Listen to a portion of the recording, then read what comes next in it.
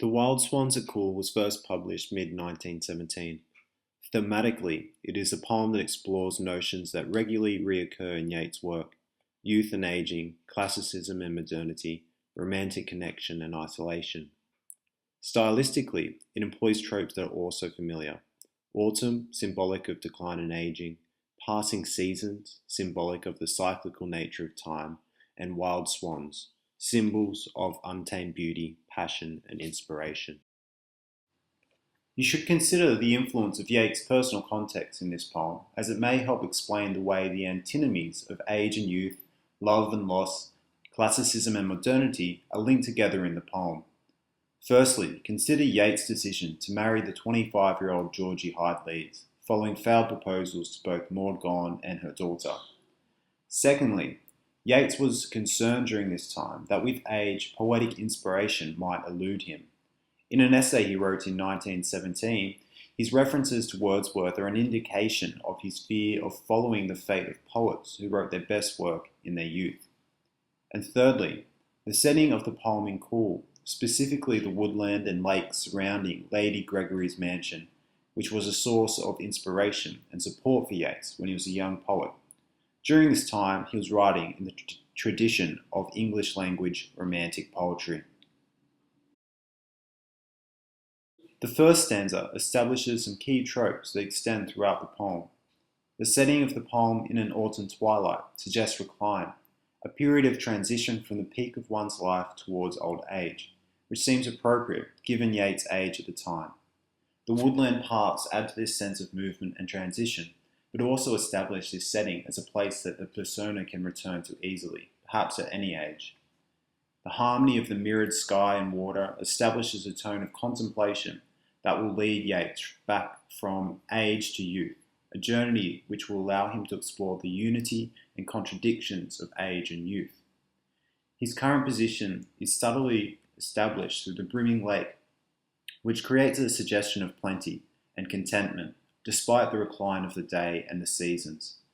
The notion is furthered with the anachronistic numbering, which creates a musicality in the line despite appearing old-fashioned. You might argue that this numbering serves to highlight other aspects of the poem's content and style that have perhaps fallen out of fashion, such as the Romantics' view of nature as a source for poetic symbols and a place for inward reflection. The second stanza draws the reader's attention again to the passing of time.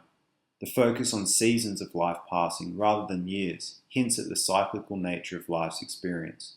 By drawing our attention to the persona's experience of autumn's recline throughout his youth, Yeats complicates this symbol and begins to develop the antinomies of youth and age in the poem. The passive voice of the first line creates the image of age overpowering the individual. All the individual can do is keep count of the passing time. In contrast with the first stanza, the younger man's experience of the swans appears to be marked by disorder. The young man does not have time to number the swans before they mount and scatter on the air. The imagery emphasizes the untamed, vibrant nature of the wild swans, but also suggests the persona's experience in youth is incomplete and not fully comprehended. The lexicon of suddenly, scatter, broken, clamorous, coupled with the enjambment of the final three lines, creates a whirlwind of movement and energy. Just as the harmony of imagery in the first stanza mirrors the contemplation of maturity, here the chaotic energy may be read as a reflection of youth's vibrancy. In stanza 3, the persona continues to reflect and seems to mourn the passing of time. You should consider the contextual reasons that all's changed for Yeats in the past 19 years. There have been dramatic changes for him personally, artistically, and politically. The strong pause after hard is sore interrupts the rhythm of the stanza and draws the reader's attention to a sense of loss. You should note the variation of metre and rhyme throughout the poem. Throughout the poem, Yeats moves between a structured and irregular metre, which becomes particularly apparent in this stanza. Throughout the poem, iambic metre creates a sense of movement, but there are a number of points where this rhythm is loosened in order to reflect the irregular cadences of speech. In each stanza, lines 2, 4, and 3 employ a consistent trimeter, while lines 1, 3, and 5 have irregular meters. A number of readings suggest that this balance between formal and irregular rhythmic patterns is a reflection of a greater contrast in the poem between youth and age, stasis and change. Elsewhere in the poem, we see this rhythm reinforce the contrast between the consistency of the seemingly immortal swans and the great change that has occurred in the aging persona's life. The onomatopoeic description of the swan's bell beat breaks the iambic rhythm and reinforces the sense of energy and clamour that the persona experienced in his youth. Despite the sense of energy and excitement, you might note the suggestion of a disconnection between the youthful persona and the swans. The swans wheel away from him. Their vibrancy is distant above his head. He is inspired by their beauty, but it is a distant and mystic muse. You might consider the way that this imagery parallels Yeats' relationship with poetics as a younger man. As a young man, he looked back to the Romantics' traditional English verse for inspiration, which led him to celebrate the beauty and constancy of nature. As an older poet looking back, there is perhaps a realization that he never fully engaged with the natural beauty he sought to capture in his poetry. Some critics suggest that this reflects the modernist tendency to look inward and to use poetry to explore metapoetics. We see in the final two stanzas that the poet seems to come to a richer understanding of these mysterious, beautiful creatures. Despite the passing of time, the swans remain a source of fascination and inspiration. The persona contrasts the swan's constancy with the way time has aged and changed his life, describing the swans as unwearied, with hearts that have not grown old. There is a sense here that they are a symbol of the poet's muse, which has become a constant in his changing life.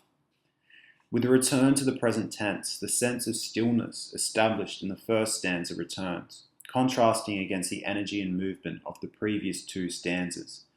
The persona's recognition of the mystery and distance between himself and his muse, paradoxically, seems to offer him a richer insight into the swan's nature. The poet's richer understanding of the swans is seen in the way he comes to accept their elusive nature. The poet can never join the swans, who are at home in the cold, companionable streams, and despite attempts at passional conquest, the poet cannot tame these wild swans who wander where they will. Instead, all he can do is draw close and attend upon them still, in the hope that the muse might come to him. The poem closes with the recognition of the unpredictable nature of the muses, who have the potential to build and delight and inspire wherever they choose. The closing rhetorical question creates a sense of disconnection, reinforcing the poet's fear that his muse might abandon him, flying away, causing him to awake from this dream state, ultimately leaving his source of inspiration behind. To close, I'd like you to have a look at a comment Yeats made on the Muse on receiving his Nobel Prize in 1923. Consider the ways some of these comments might mirror the content of the poem we've just read through.